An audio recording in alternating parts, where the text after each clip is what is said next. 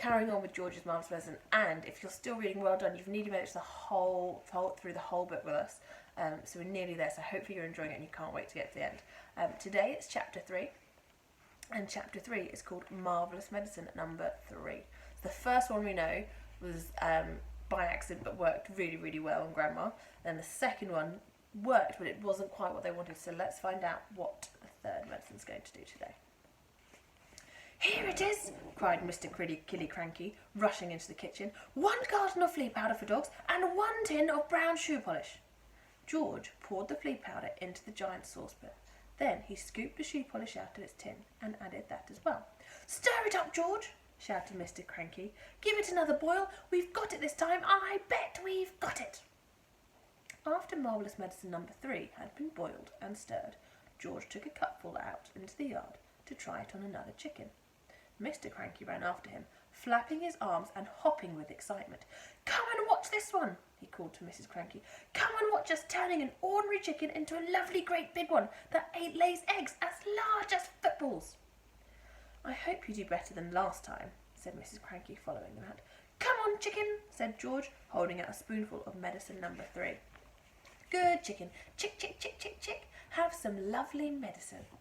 A magnificent black cockerel with a scarlet comb came stepping over. The cockerel looked at the spoon and it went peck. "Cock-a-doodle-doo!" squawked the cockerel, shooting up in the air and coming down again. "Watch him now," cried Mr. Cranky. "Watch him grow. Any moment he's going to start getting bigger and bigger."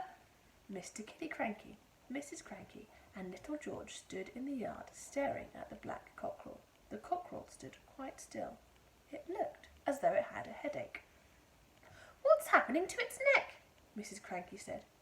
"It's getting longer," George said. "I'll say it's getting longer," Mrs. Cranky said. Mr. Cranky, for once, said nothing. "Last time it was the legs," Mrs. Cranky said. "Now it's the neck. Who wants a chicken with a long neck? You can't eat a chicken's neck." It was an extraordinary sight.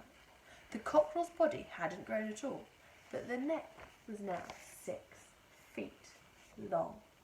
So there it is. It's getting longer and longer and longer. Not quite what they were after.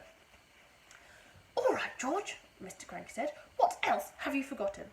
"I don't know," George said. "Oh, yes, you do," Mr. Cranky said. "Come along, boy, think. There's probably just one vital thing missing, and you've got to remember it." "I put in some engine oil from the garage," George said. "Did you have that on your list?" "Eureka!" cried Mr. Cranky. "That's the answer. How much did you put in?" "About half a pint," George said. Mr. Cranky ran to the garage and found another half pint of oil. "And some antifreeze," George called after him. "I sloshed in a bit of antifreeze." So George putting all these awful things that no one should ever really drink because they make you very sick, but it's fine because it's in this story. And Mr. Cranky's going to have to go and find them. So that's the end of that chapter. We've only got a few left now. So before we go on to the next chapter, I want you to think, what is going to happen to the animals if they try this medicine on? Will it go right? What could go wrong this time?